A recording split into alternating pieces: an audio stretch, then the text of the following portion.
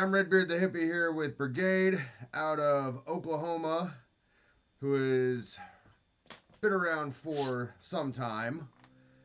So, how long have you guys been a band? We'll start off with that one again. So we've been a band since 1981 in different forms.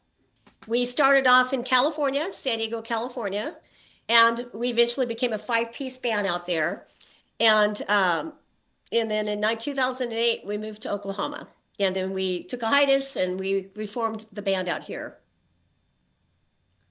And then you got Parker's obviously a lot younger than 1980, so he's not an original member. No, not a founding member.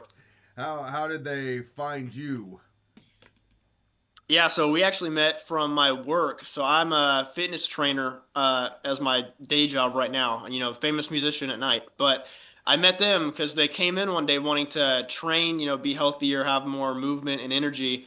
And they were mentioning how they needed a guitar player for their band. They were looking for one, and I just happened to play. So I said, hey, if you need a guitar player, let me know. Come try out. And lo and behold, it worked out, and I'm with them now. So, and we said, Cindy and I said, whatever. We've heard that line before. I'm a guitar player. Yeah, we've heard that one before. Let's bring him over. Mm-hmm. Well, the weird thing that's kind of one of the lines that everybody, I can play the guitar, or I can play the bass, or I know how to play the drums, and that may be true, but do they know how to play the style of music that you guys are playing? Right. Correct. Mm-hmm. You can say you play, but do you actually play is the thing. Yeah, I actually had a drummer come over for audition in San Diego, and he came over and he walks in the door, tells us how good he was, and then I says, "Where's your drum kit?" He goes, "Here's a picture of it." I'm like, he expected us to have a drum kit already at our place so he could practice on it. I mean, audition on it. And I'm like, this is crazy. So I sent him packing. He did. He pulled out a photograph. Here's a picture of our drum kit. Yeah. You don't have it with me, but here it is. It's crazy what happens at auditions. Actually, it seems like it should be not that crazy, but it really is when you look at it, because a lot depends on the style of music. Like, a blues drummer playing in a metal band is not that far-fetched, but you don't see a lot of metal musicians going out and joining blues bands. Mm-hmm. So, obviously, let's see, upcoming music.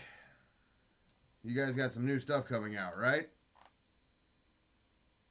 Okay. We're trying to, yeah. So next year, sometime hopefully around the summer or so, middle of next year, we want to get into the studio to record. We have 8 songs that are basically done. We just need to record them, but we have a lot of music that's not actually released anywhere. So the goal is to get that recorded sometime next year and hopefully get it all done and make it sound good and release it and promote it and go on shows to promote it, etc. But yeah, we have a bunch of stuff in the works that we just need to get out there. So. And they're all original stuff, right? Yes. Mm-hmm. We were hoping to win the $1.5 million Powerball, $1 billion, to go into the studio, but somebody won it, but it wasn't us. Mm-hmm. So the studio must wait. It was not me because I didn't buy a ticket because I forgot.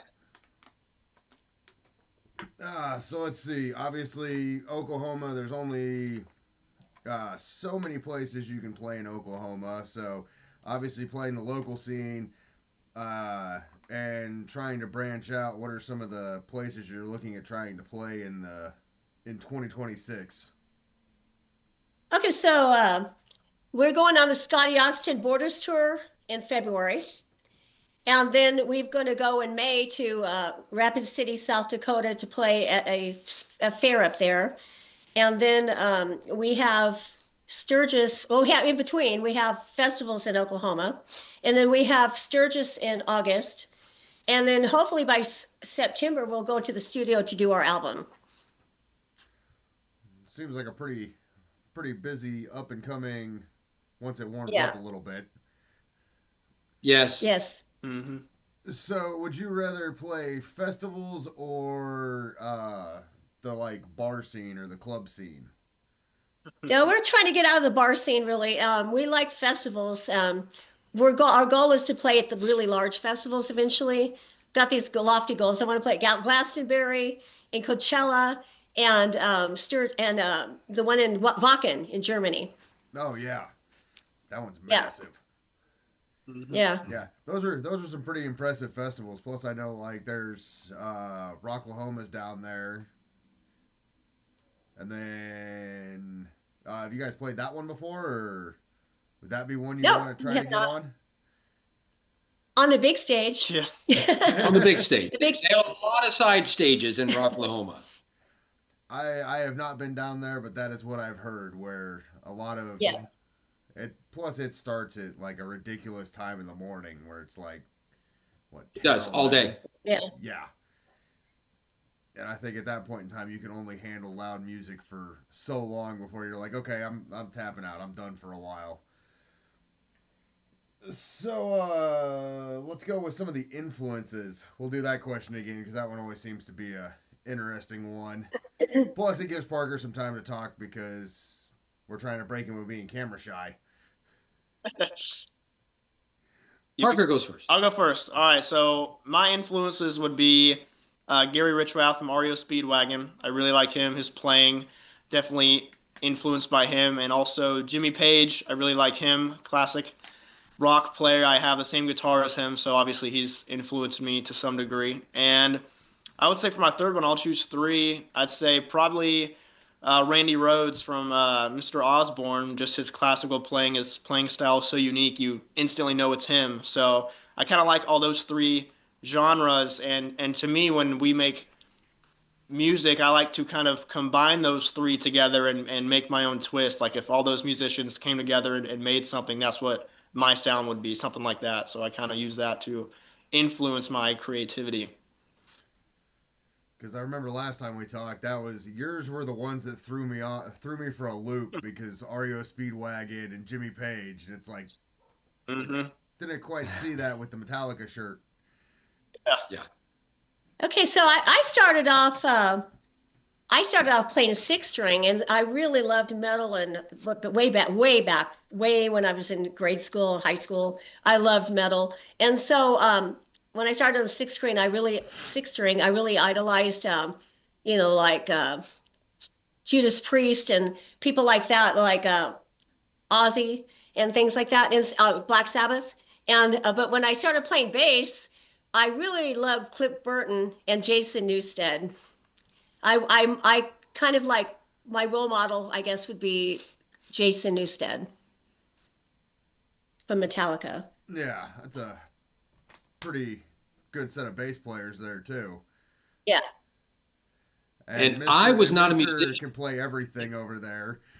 Well, I was not a musician in high school or college. I didn't become a musician until my late 30s. So I was just a listener of music and a fan of music.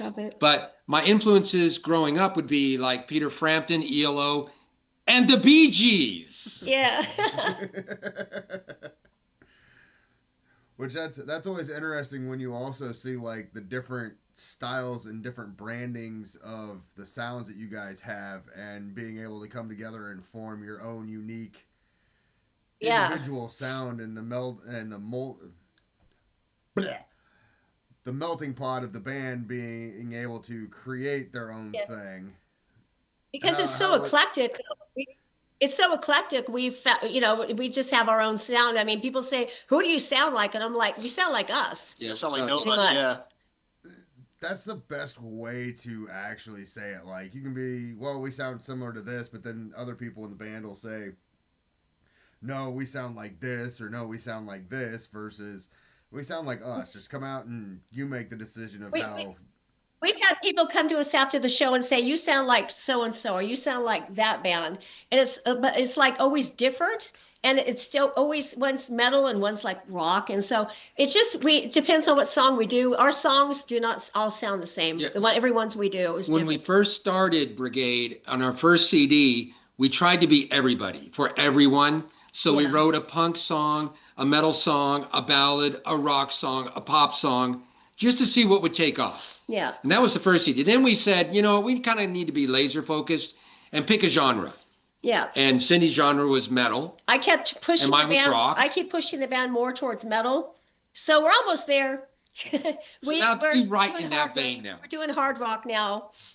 kind of bordering metal, but not exactly. Well, and also being in that little fine line there, you can get different shows where if it's a metal show, you can still get on the metal shows, and the rock shows you can still get on it. It's not you sound like a certain band, and it's like, no, you're way too aggressive for our show that we're putting on.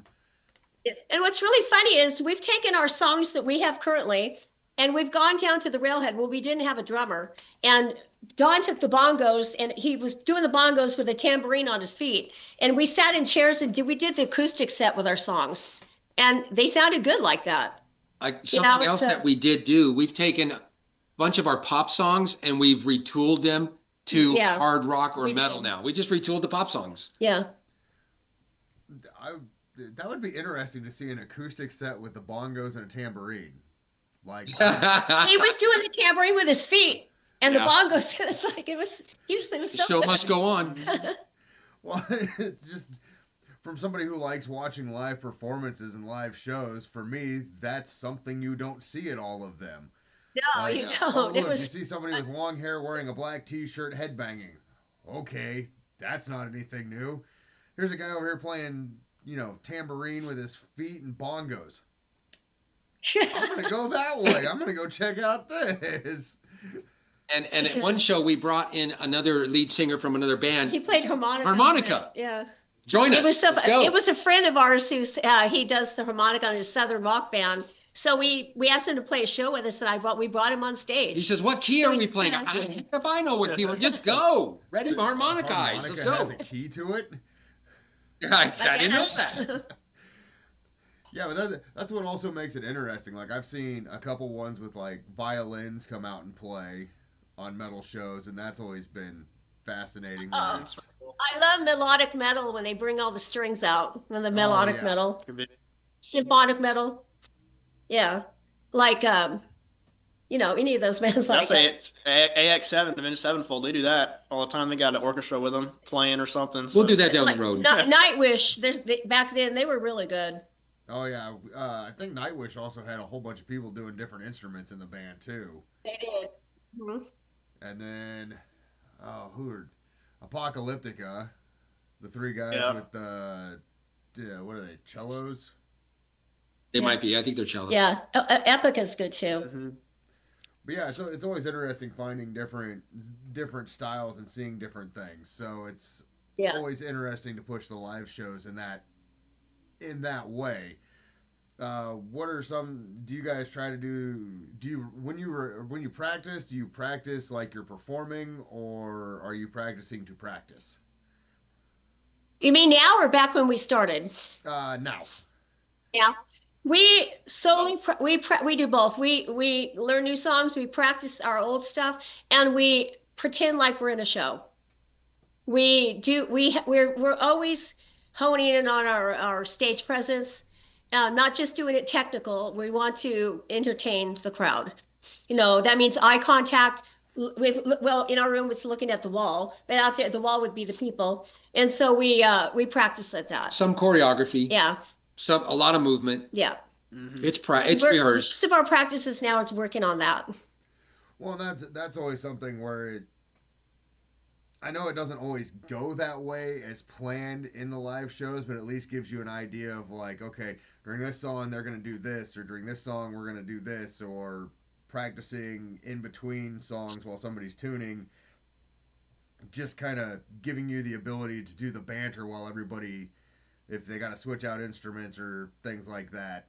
I've noticed that always kind of helps, because when I was in a band, that's how we would practice too, is like we're performing, so they just let me ramble for a minute or two in between a couple of songs, and it's like, okay, we good, all right, let's go.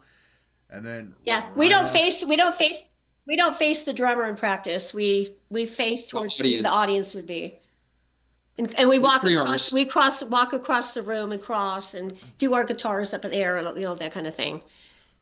Well, I think it's a good thing too, because like you said, it hones on the skills, and then when you get on the stage, the only downfall about it is if the stage is smaller than you think, like then you have to compromise. Area, you got to kind of figure out from there.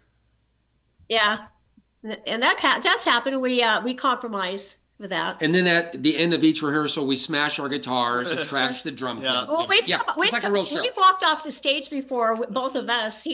We walk off the stage to play at with the crowd sometimes. And then we do our drugs after too.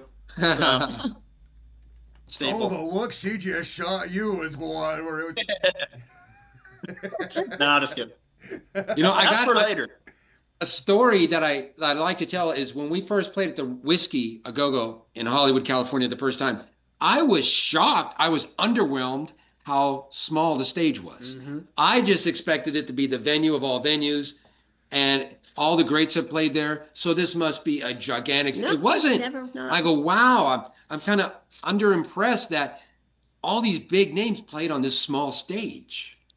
Yeah, it wasn't that big. Yeah, it's not going to be big like when we No. played at the fair kind of big, but An auditorium or anything. no.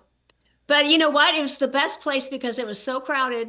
It was like 350 people there the first time we played. And then on a week, that was on a Friday night. Then on a weeknight, what on a Wednesday night, was it? It was a Thursday. Thursday night, there was like 280 people there.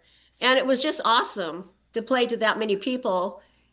I like to do that all the time. Yeah. But not in Oklahoma. Yep. No, I think the Whiskey has one of those really big reputations, like you said. You say the name Whiskey Go-Go, and everybody in the music, it's like CBGB's. Everybody just kind of knows that venue, and then to find out it's kind of like this little, like a 300-person capacity is not that big of a bar. Yeah. They pack them in though, upstairs. 300 is packed. Yeah. Standing room only. Yeah, everyone's standing around. No seats. Well, there's some seats, but Some seats, but not a lot. Yeah, it's for They- the one people have to person in pay for the wheelchair bottom that seat. gets to sit over there. He gets his own seat. Yeah. stage dive off. Well, they have the seats that are on the first floor. Those are expensive. They You have to table. They- rent those or something. Yeah, they're $300. It's like they're a couple table. $100. Yeah. So is that one place that you guys want to try to get back to playing again, or? Yeah, we've been there.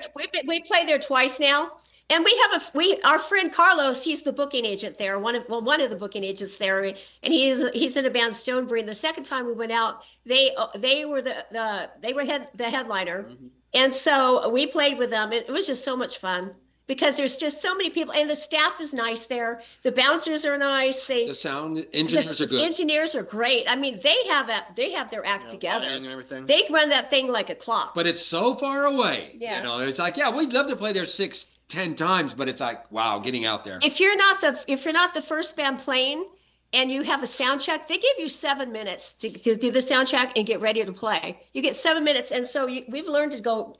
Anyway, we can set up and break down in 15 minutes, but we did it really fast there because they have all the back line there. Oh yeah. All you do is have to put your guitar, plug it in, and make the wireless go. Make sure it's working, and then go. Huh. But it's awesome place to play. And then, where else can we go with this? How did you guys get hooked up with Curtain Call? We'll go with that one. Okay, so we were originally on another record label, and it was only a 2-person label, a husband and wife label, in Arkansas.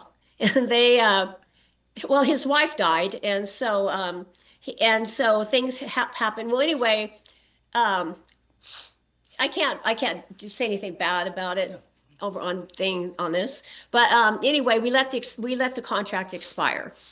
And so Curtain Call Records was going to put us on while we were on that label. I said, we can't because it'll be a breach of contract. So we waited till it was expired last August, and then we got put on Curtain Call Records. Fair enough. And we really like what they're really helping. They give us pointers, and they're giving us tips on how to do things different and putting us on festivals. And so it's great. They're actually helping us out. You know, they've hooked me up with. I think with the Curtain Call, I've done 5 of the bands so far. right? In a week. Wow. Hold on. And with the holidays coming up, I'm taking a week off to not do stuff so that I Good can for you. do family stuff Yeah. and then try to get caught up on all the other stuff that I have going on, because you can only get so far behind before you got to go. Look, I gotta take some time for to get everything caught up. So Yeah. plus then people start asking, hey, where's this at? Where's this at? And I don't have an answer yet. Yeah, we hear both sides of the story from bands. Oh, don't get on a label. Oh, the label will rip you off. Oh, yeah, you need to be on a label. So we were not on a label for a long time. And then the labels come around and we get on a label and we go, you know what? If you're going to make it in the business, you probably got to get help from a label. Yeah, because they kind of they promote you Mm-hmm. and they boost your stuff. And we have gotten the radio play on their radio, the Well, Rock I Rage think it radio. also the other big thing when it comes to a record label is do your research on it. Look to see how many bands these people have, see what they're doing, rather than just Right. like the first. Because when you're young, you hear record label and record deal, and you're like, ooh, and you might Yeah, not you gotta be get careful. the best deal. Because there's been certain rappers that have come out publicly about record labels that they've been on where they're like, Yeah. $200 per album, no kickbacks, no nothing, and you had to do a 3-album deal with them for like $200. It's Yeah. like, ugh, you did not research that one bit. But like in all businesses, it takes money to make money. It does. And for the longest time, we didn't spend money. And so now we're spending money. I mean, even to go outside your state, it takes Yeah. money to make money outside your state. Well, like the whiskey, it's a buy-on. You do buy-ons to get onto the good clubs, and then you get exposure that way. And Definitely. it's worth it. If you know there's going to be 350 people in a club, you want to do the buy-on there. Because there's people there in those clubs, especially in West Hollywood, that are might be in the record industry. Or like when we were there, it's the last time we were at the whiskey. The guy Dan Petrie, he was a Boston Red Sox. He took our video and then he sent it to us, and he goes, he goes, I was on the Boston Red Sox, so I didn't really believe him, so I showed my husband, and we looked it up, and sure enough, it was him. Parker, what guitar players were there that night? Yeah. Yeah, From Cinderella, the drummer Great from White Cinderella. and the guitarist from Great White and Cinderella. Yeah, right. they were there. They were in the crowd. They were friends of Carlos's band Stonebreed, and they were there. So when you saw them and met them, were you in awe over there, just like, oh, I can't believe I... No, Like- don't want to Yeah, do that. You say hi. It was nice to meet you. And then you walk No, around you the still corner get and the- then you do the jumping for joy where nobody can see or hear you. yeah, in the car. Well, I learned a long time ago, you never know, like, going to clubs and bars and different music scenes, you never know who's Right. actually listening. So Right. you always want to make sure you hold yourself at a That's right. certain level and be courteous to people and be polite, because I've Yeah. had a few times where certain things have happened and there's certain bands where I'm like, I don't ever want to go see because they didn't hold themselves to a certain professional standard.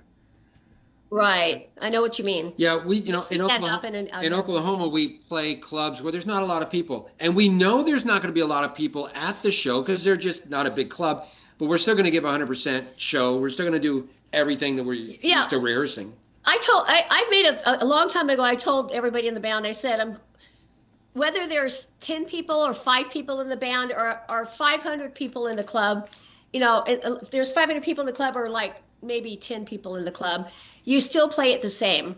You want to bring your A+ game every single time you play. You don't want to drop your standards.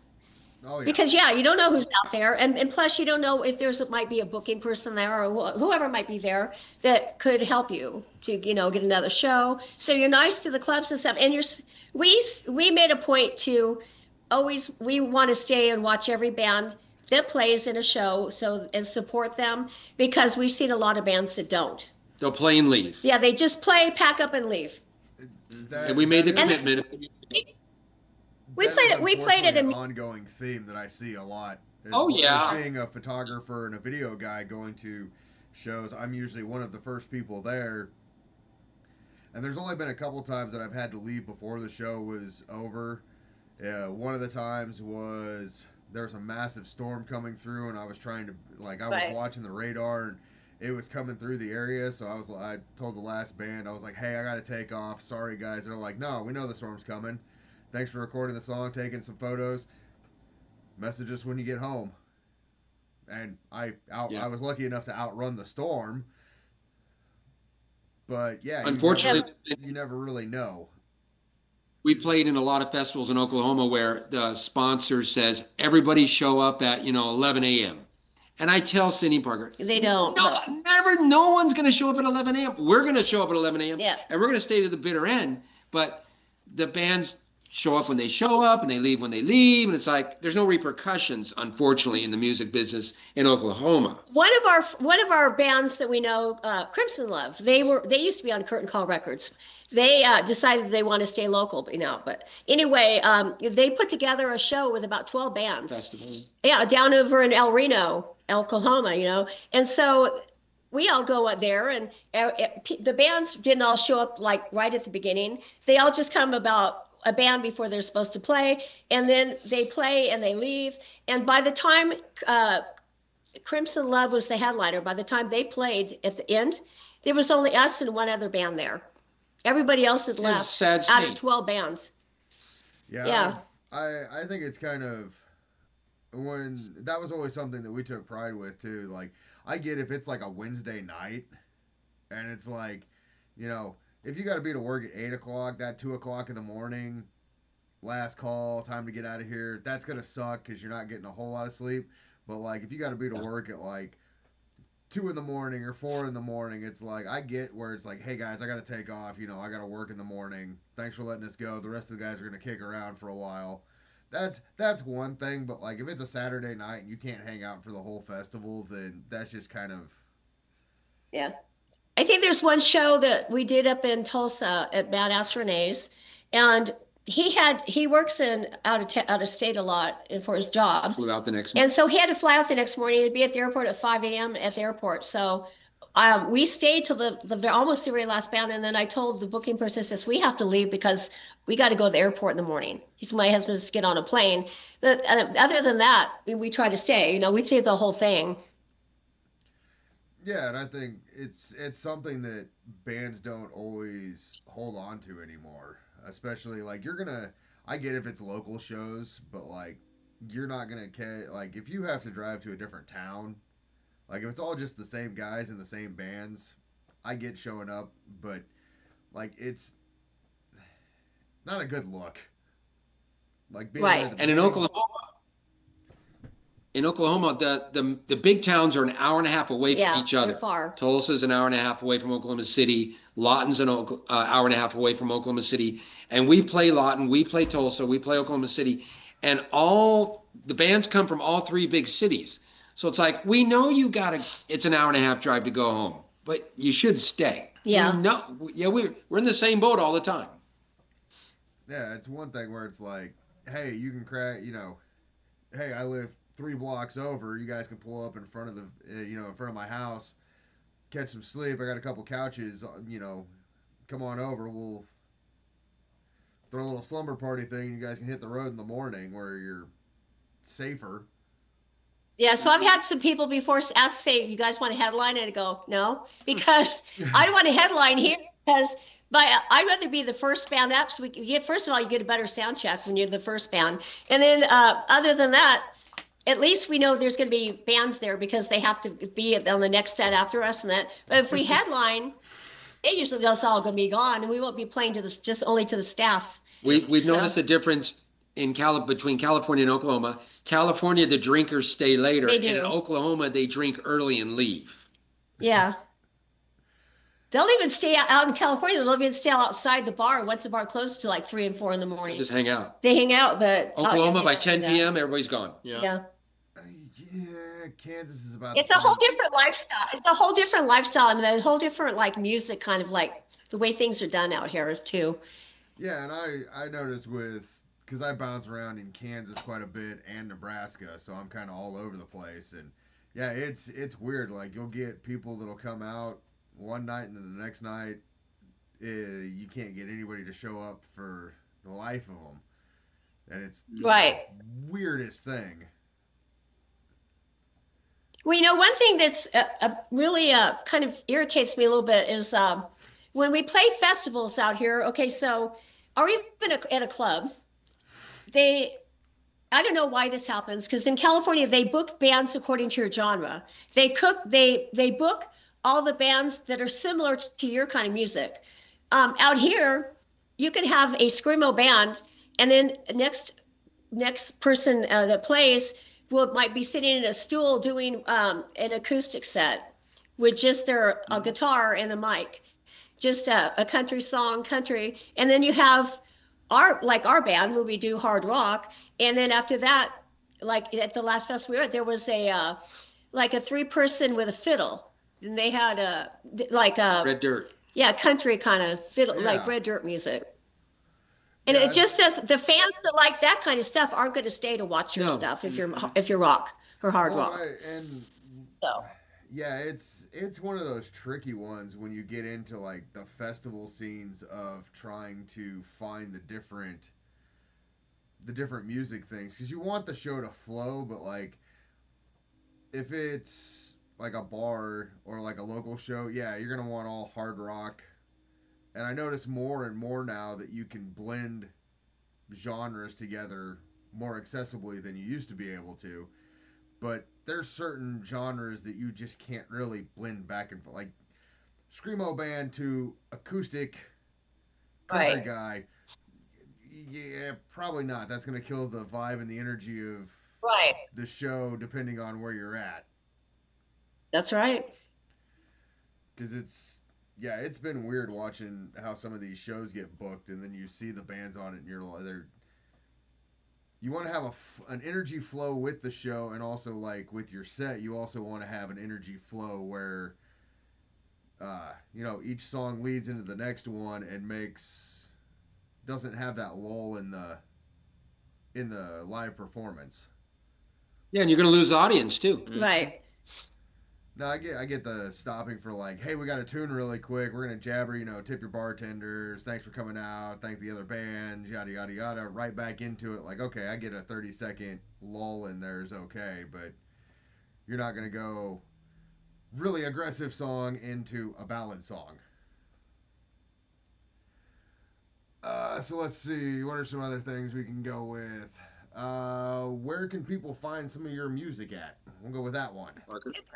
Yeah, so they pretty much wherever you listen to music, so Spotify, Apple, Amazon Music, Pandora, really it's on anything. So wherever you listen to music, you can find Briegade on every music platform, every social media platform as well, Instagram, Facebook, YouTube, TikTok, wherever. So under the same name, Briegade. And who is the one who deals with all the social media stuff? Because I know Mostly me, yeah. I mostly do all that, which is I like it. So We all have a separate job in our band. I'm the booking person. I call and book the bands, talk to the booking people, and and then play my bass on stage. And then you tell him what you do. I'm the Both songwriter and transportation person. Yeah. And then he does all the graphics and online things. yeah, video editing and stuff. does it with being in the music scene for as long as a couple of you have, is it easier to have each person have their own individual thing that they have to do versus like one person trying to do all of it? Yeah, because booking a band, let me tell you, it's like having a job. It's like being the manager of your job. It's so hard. It's hard because I write people and I write a lot of clubs and nobody ever just writes back. And so then I write them again. I'm waiting for answers. And so it's kind of frustrating, but I keep calling, different places and, they tell me to go online and write them and stuff like that. And so that's it takes a lot of time when I'm doing that. It's time consuming. Mm-hmm. And what you do is time consuming also. He edits all of our videos we do for our band, things, little skits and things we do. And Yeah. I mean, for the longest time, Christmas reel. yeah. With Santa Claus hey, we got a new one and- coming out. We got a new one coming We have a out. New Year's one now. We Two have a New new Year's. videos coming soon. Yeah, Oh yeah.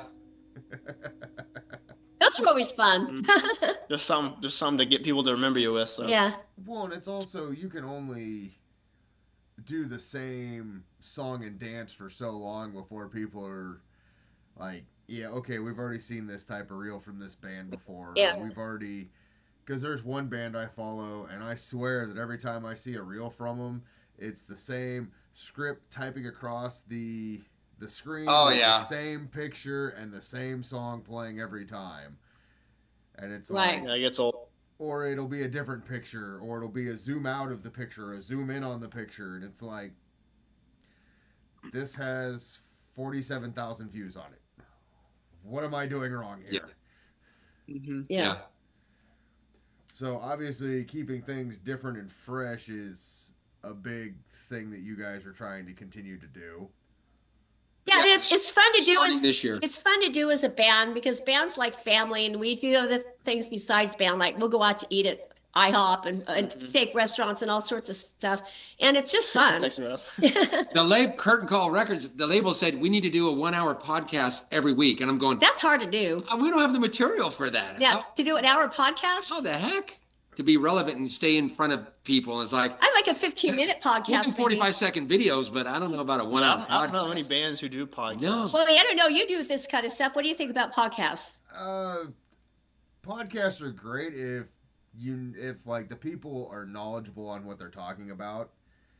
Like if it's music guys talking music with other music guys, like the guy from Suicide Silence that just went on high, like he was the only original member left.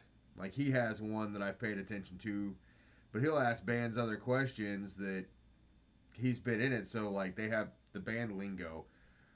But like, I don't know, podcast or podcast, and it seems like anybody can get on with a microphone and just ramble for an hour, because Right. I've done 3.5 one time because I was curious.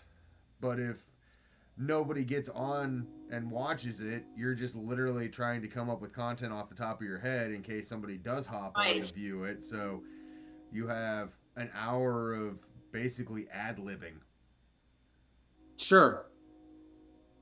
But when you have other people there, I think it would be easier, I guess. But like I can do these interviews and it'll be like, okay, we're doing 30-minute interview, and then all of a sudden it's, an hour and 15 minutes because we just started rambling about music or, experiences of different places at different times. And like I'm a music history nerd. Like I like hearing about the stories from like Whiskey A Go-Go back in the 80s, or the music scene in the Sunset Strip, like from people that lived it versus it's different than seeing it on the TV because their version's more Right. raw and real versus like the whole Netflix glammed up version. So like seeing those things are always interesting to me. But yeah, podcasts are, if it's on something you're interested in, then watch it. If not, I don't have a lot of time to watch a ton of podcasts because I have the 900 things I have going on all the time. So, but no, I think they're useful for people who are teaching music lessons, or how to set up a website, or photography tutorials, or things like that. I think it's a good tool, but everybody thinks they can do it. Sure. And some people can, some people can't. So it's always interesting to see what people come up with. It's kind of like everybody can be a guitar player or a singer. Mm-hmm.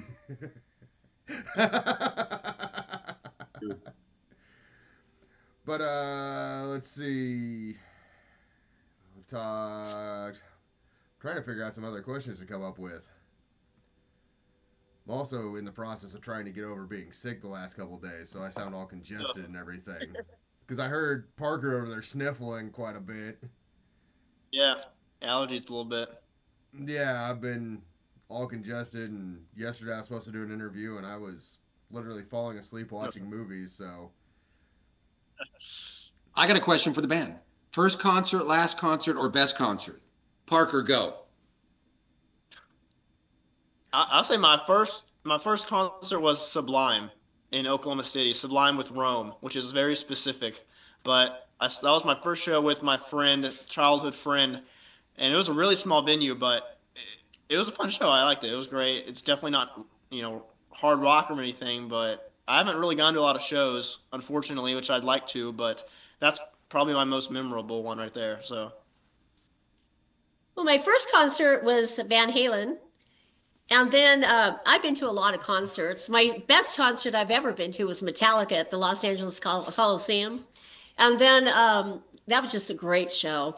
And then my last concert that I went to was Bon Jovi. Of course.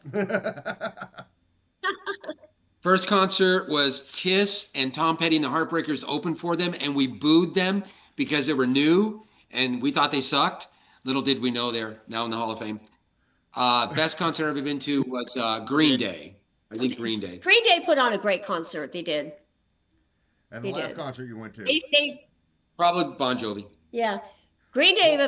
Brigade was the last concert I went to. The best concert. So.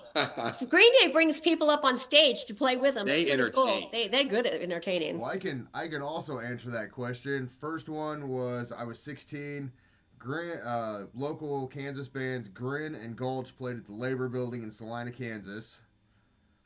The best concert I went to was when I got to interview and see Snot perform in Colorado Springs. And the last concert I went to was Merry Mayhem with Love Like War, Reformed and Ruined, Terrence Severance,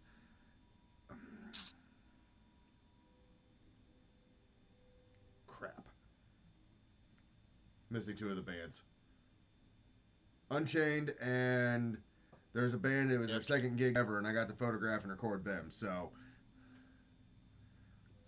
And that was at Madison Square Gardens? No, that was at a back area of a trampoline park in Salina, Kansas. It was a toy drive for the local charity. Yeah.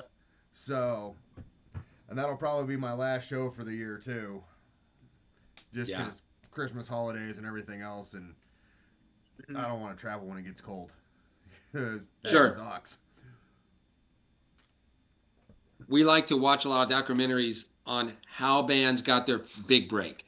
And it's like, that's all I want to know. It's like, well, because you write songs and you play out and you got good musicians, that doesn't mean you're going to make it. This is for any bands that are listening.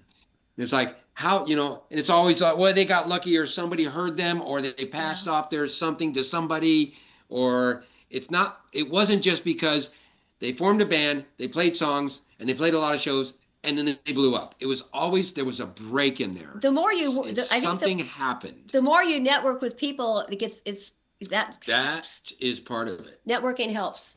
Well, and it's also when you look at, this is going to sound weird, how vast the world really is, but how small, like, the community is. Because I interviewed a guy from LA earlier today, and the drummer that he had do a couple songs on one of his albums used to live in Salina, Kansas, where I lived, and he was about my age, and some of my friends from there were friends with him on Facebook. So it's one of those where it's like, when you realize how small the world actually is, and the community, I noticed the music community is really good to each other. Like, we'll try to help everybody out and promote everybody the way that we can, because I feel that bands are going to get further if you see them promoting other bands' shows and other bands' stuff as well, where it's not, obviously you're going to push your stuff, but you also, like, hey, if you're in the area and you don't have anything going on, go to this show and, help try to push out your friends' music as well. It seems to also bring like a camaraderie type thing to the scene. That's it. Because I've noticed there's a lot of times where, like, I've seen bands show up to concerts and the whole band's there and they're not even playing that night. They're just there to support their friends, which is really cool because you notice that, and then it's like the next time you need a band on the bill, it's like, hey, we should get so-and-so because they're always out promoting, helping everybody else. Let's get them on some stuff. In Oklahoma, on the smaller clubs, Cindy will call a smaller club and say, hey, we'd like to play a show like in March. And they say, okay, you find 3 to 5 bands. Right. And so it's great networking. So you could bring those in. Yeah, and the band and the bar gets the benefit of all the alcohol sales. Can you plug it in? No, we're good. I can still hear you. Yeah, we're Okay, good. good. We just lost the speaker. The speaker died. Oh, well, it's also starting to kind of get a little late, and with having to be up early, we'll go ahead and end this interview. This one should have recorded right this time. I made sure I clicked all the right. Yeah, I clicked all the right buttons this time. But for a second time, it's been great talking with you guys. I've really enjoyed doing this interview. Again. Thanks for having us again. We'd like to do it some other time with you too, if you'd like that. Well, yeah, we can wait till, a little further down the road. When we get rich and famous, we're going to grant you an interview. Yeah. For free. All right. We're not going to I charge got you. one interview. Yeah. Well, you guys have a good evening, and I appreciate your coming back and doing this interview again for a second time. Yeah. Thanks for having us, Red Bear. Appreciate you. You guys Thank have a you. good one. Take care. Okay, bye-bye. Bye-bye. Bye.